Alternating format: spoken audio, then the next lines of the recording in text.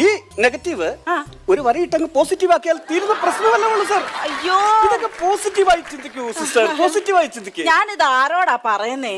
അപ്പൊ എന്നോടല്ലേ പറഞ്ഞത്? അപ്പൊ സിസ്റ്ററിന് കോങ്കണ്ണാണല്ലേ? എന്നോടാണ് പറഞ്ഞത്. മര്യാദയില്ലാത്ത മനുഷ്യനെ എന്താണ് നീ വിചാരിച്ചിരിക്കുന്നത്? സർക്കാർ ആശുപത്രി എന്തൊക്കെ പറയാവുന്നോ? മൂക്കിന്റെ അറ്റത്താണല്ലോ ശുണ്ടി.